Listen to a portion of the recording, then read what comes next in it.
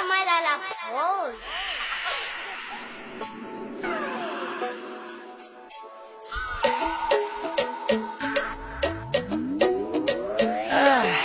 Himata jalala anarratti bante sinjalate male ayomin sijite.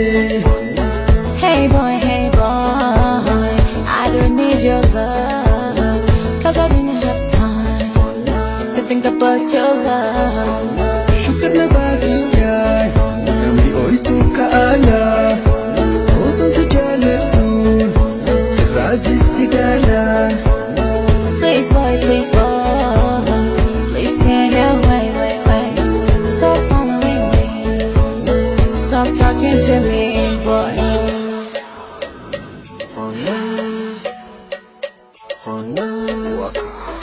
Tama lalakol.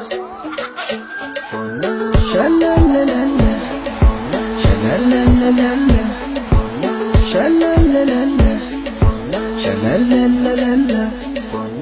Yarra galgala wala matalla wali gadu bannu addagalla gargari tanduri dinarra falla taatu gitti mi facaatu gitti yani ran hayyana yofete harshim sukkara firri anta la hashim ingil tadam bishawarabu daddabe hifadde gidara dibu gidara dibu gidara dibu.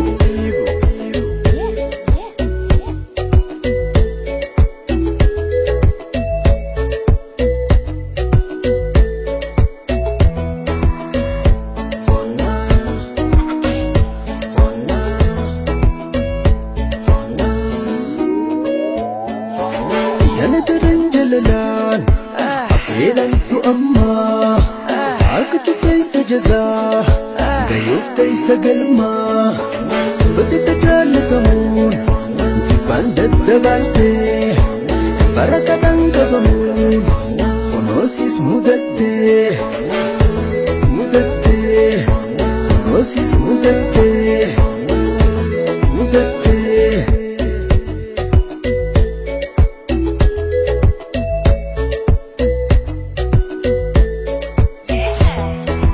Tama lalakol.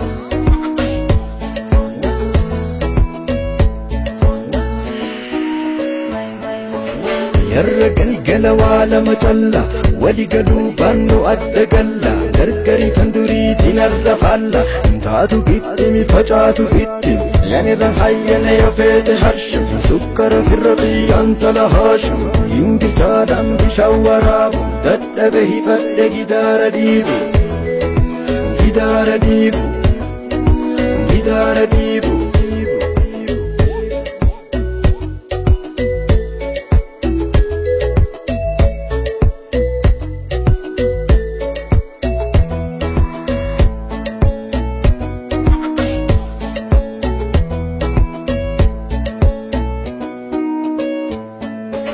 Ganito lang jalala shiran sharasharte lapad lang si jala nasir babarte sirbiran tang kadiru soso si dabba dito mafuhayami lapatin si darba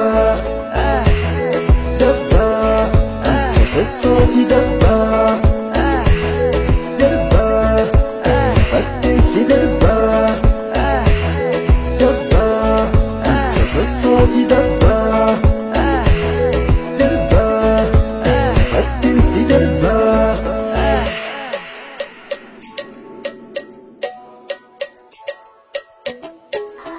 Tama lalakol.